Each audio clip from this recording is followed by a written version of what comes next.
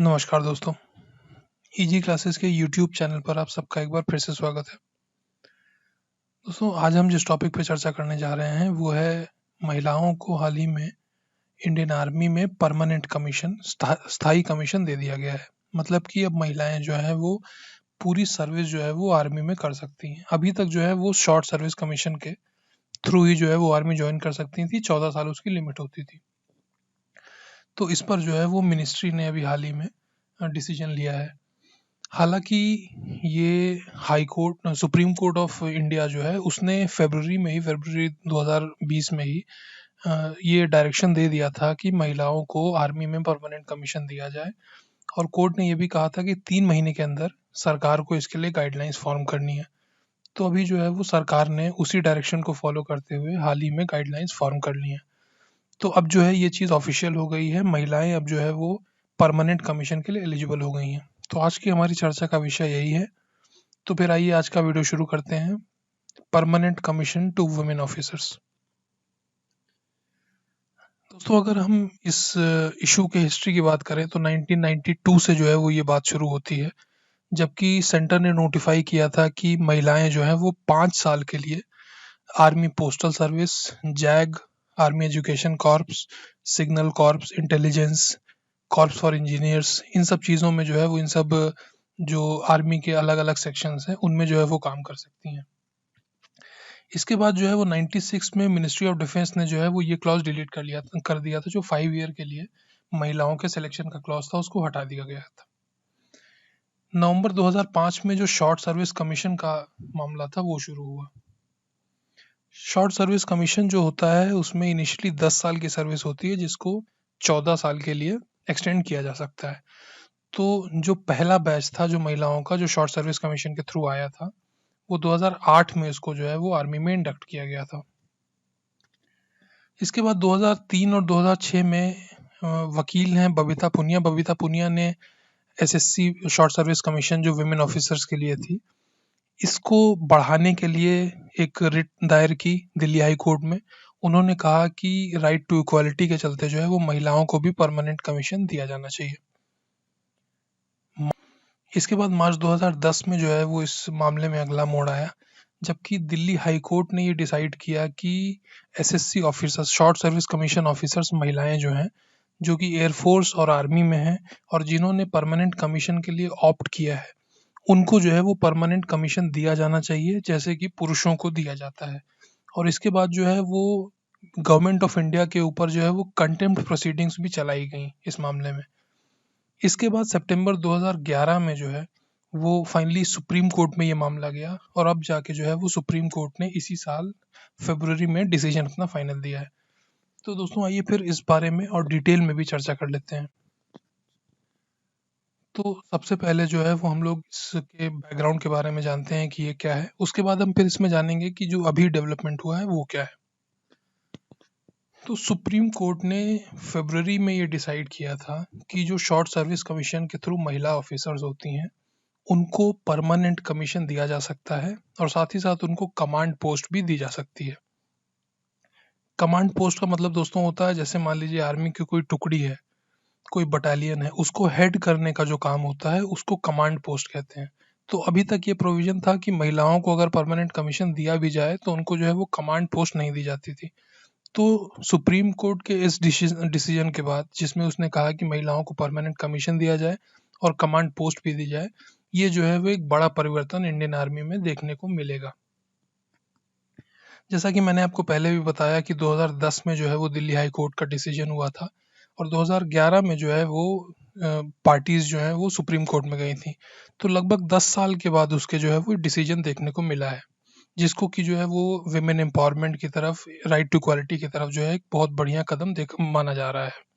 इस मामले में मैंने आपको पहले भी बताया कि सुप्रीम कोर्ट ने कहा था कि 3 महीने के अंदर जो है वो फॉर्मल अनाउंसमेंट और फॉर्मल जो है नोटिफिकेशन किया जाए। तो गवर्नमेंट ने उसी के चलते जो है उसी डायरेक्शन को फॉलो करते हुए फॉर्मल अनाउंसमेंट कर दिया है।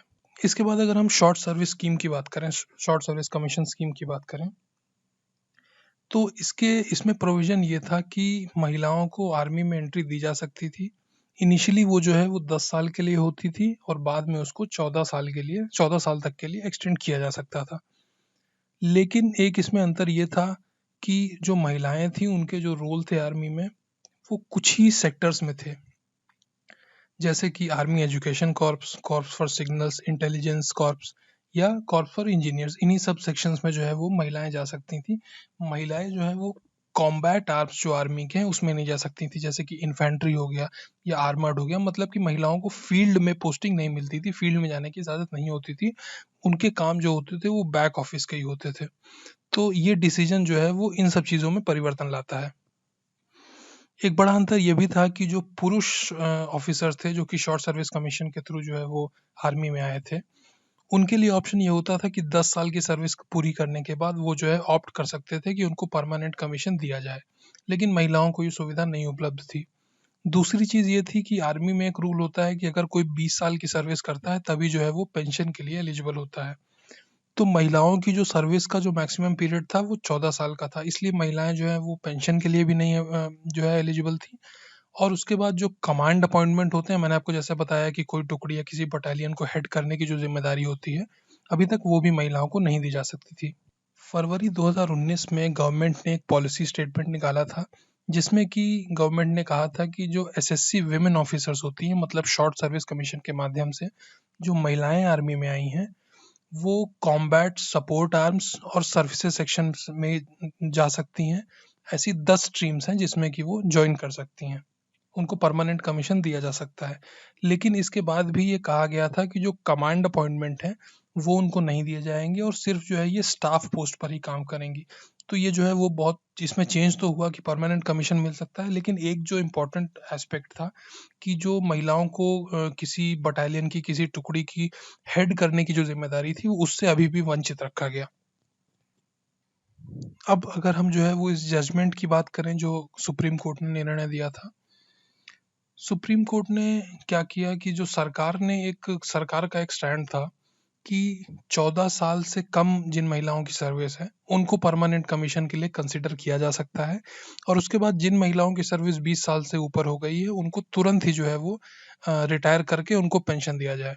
ये जो है वो गवर्नमेंट का स्टैंड था। कोर्ट ने इसको तुरंत डिसमिस कर दिया। कोर्ट ने कहा कि ये जो है वो राइट टू इक्वालिटी के खिलाफ है। इसके बाद जो 10 स्ट्रीम्स की मैंने बात की उसमें परमानेंट जो कमीशन मिलता था महिलाओं को, उसमें भी जो है वो डिस्क्रिमिनेशन होता था, पुरुषों की तरह जो है उनको ट्रीटमेंट नहीं दिया जाता था। कोर्ट ने ये डिसाइड किया कि ये जो डिस्क्रिमिनेशन है ये अब आर्मी में नहीं किया जाएगा। इसके बाद कोर्ट ने ये भी कहा कि जो कमांड पोस्ट होती हैं जिसकी अभी तक हम लोग कर रहे थे, तो जो नॉन कॉम्बैट एरियाज होते हैं, मतलब कि फ्रंट पर जैसे कि बॉर्डर पे जो पोस्टिंग्स होती हैं उनके अलावा जो भी पोस्टिंग होती हैं वहां पर कमांड पोस्ट महिलाओं को दी जा सकती है।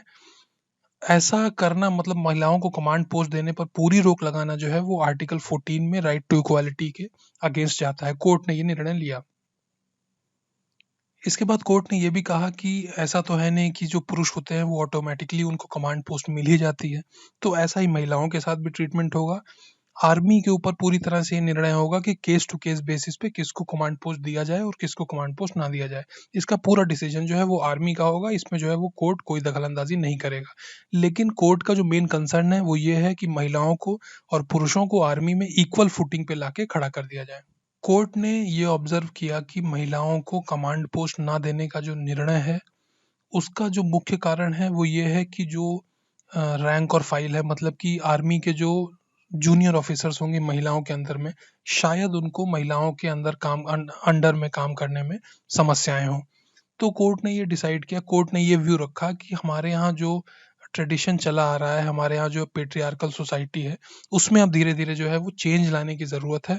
और ये चेंज जो है वो कौन ला सकता है? जो सीनियर मिलिट्री लीडर्स हैं और जो पॉलिटिकल लीडरशिप है, ये इस तरह के चेंजेस वही इंट्रोड्यूस कर सकती हैं, ताकि आगे जाके महिलाएँ भी जो है वो ऊँची पोस्ट पे आर्मी में हो सकें और लोगों को उनके अंडर में काम करने में कोई समस्या ना हो। कोर्ट ने ये भी कहा कि United States, Israel, North Korea, France, Germany, Netherland, Australia और कनाडा, इन सारे देशों में महिलाएं जो है वो आर्मी में फ्रंट लाइन में काम करती हैं, उनको कमांड पोस्ट दी जाती है। कोर्ट ने ये भी कहा कि हर महिला का अधिकार है कि वो अपने पसंद के करियर पाथ को फॉलो करे और उसमें जो है वो जितना ऊंचा जाना चाहे वो जा सकती है। इक्वालिटी जो है वो कॉन्स्टिट्यूशनल गारंटी है, ये हम लोग जानते हैं। कोर्ट ने इसी बात पर जोर देते हुए ये डिसीजन जो है वो सरकार को दिया था। तो अब हमने इस जजमेंट के बारे में बात कर ली है, तो रीसेंट डेवलपमेंट जो हुआ जिसकी वजह से ये खबर अभी जो है वो चर्चा में आई, तो जो मिनिस्ट्री ऑफ डिफेंस है उसने अभी हाल ही में फॉर्मल गवर्नमेंट सैंक्शन लेटर जो है वो दे दिया, जिसमें कि उसने आर्मी में महिलाओं को, महिला ऑफिसरों को परमानेंट कमीशन की इजाज़त दे दी है। आर्मी हेडक्वार्टर्स को इस बारे में पहले ही पता था, तो आर्मी हेडक्वार्टर्स ने जो है वो इस दिशा में काम शुरू कर दिए थे। परमानेंट कमीशन सिलेक्शन बोर्ड जो है वो पहले से ही गठित कर दिया था, जिसने कि अपना काम शुरू कर दिया था। अब जबकि कोर्ट का डिसीजन भी आ गया है और फॉर्मल अनाउंसमेंट भी हो गया है, तो शॉर्ट सर्विस कमीशन जो महिलाएं हैं वो जैसे ही अपने ऑप्शन पूरे कर लेती हैं, अपने रिक्विजिट डॉक्यूमेंटेशन पूरी कर लेती हैं, तो जो सिलेक्शन बोर्ड है वो अपना काम शुरू कर देगा। इसके साथ ही साथ आपको बता दूं कि जो सरकार का अभी फॉर्मल अनाउंसमेंट आया है उसमें सरकार ने कहा है कि अभी तक जो शॉर्ट सर्विस कमीशन में महिलाएं 10 स्ट्रीम्स में जो है वो आर्मी में काम कर रही थी, उनमें जो है उनको परमानेंट कमीशन दिया जाएगा। ये 10 स्ट्रीम्स कौन सी हैं, आइए ये भी मैं आपको बता दूं। आर्मी एयर डिफेंस सबसे पहले, उसके बाद signals engineers, army aviation, electronic and mechanical engineers, army service corps, army ordinance core and intelligence core. ये सारी चीज़ें जो है वो इन सब सेक्शंस में वो काम करेंगी। इसके अलावा जैग और आर्मी एजुकेशनल कोर, इनमें जो है वो पहले भी महिलाओं को कमीशन दिया जा रहा था। तो ये जो निर्णय सुप्रीम कोर्ट का आया, 1992 से ही केस चल रहा था, फाइनली जाके जो है वो 2011 में ये मामला सुप्रीम कोर्ट के सामने गया था और 10 साल के बाद जो है वो सुप्रीम कोर्ट ने डिसीजन दिया। और कहा जा सकता है कि राइट टू इक्वालिटी को बढ़ावा देने में, विमेन एम्पावरमेंट को बढ़ाने में, ये एक बहुत ही सकारात्मक कदम के रूप में देखा जाएगा। महिलाओं को जो है वो इससे राइट मिलेगा कि वो अपनी चाह के, अपनी पसंद की फील्ड में आगे जा सकें, क्योंकि आर्मी में रहना जो है वो सिर्फ पुरुषों का राइट नहीं है, महिलाओं को भी पूरा हक है कि वो आर्मी में टॉप पोजीशन पे जाएं। और धीरे धीरे जो है वो, जैसा कि कोर्ट ने कहा था कि हमारे यहाँ कल्चर में, हमारे यहाँ जो सोसाइटी है उसमें चेंजेस लाने की ज़रूरत है, तो चेंजेस जो है वो इसी तरह से छोटे छोटे कदमों को उठा के लाए जा सकते हैं। तो दोस्तों, इस टॉपिक में हमने देखा कि जो सुप्रीम कोर्ट का डिसीजन था वो क्या था, उसकी क्या इम्प्लीकेशंस हुई, और जो मिनिस्ट्री ऑफ डिफेंस ने फॉर्मल डिसीजन दिया वो क्या था। तो इस टॉपिक पे दोस्तों जानने के लिए इतना ही है। अगले वीडियो में फिर से मुलाकात होगी। Take care.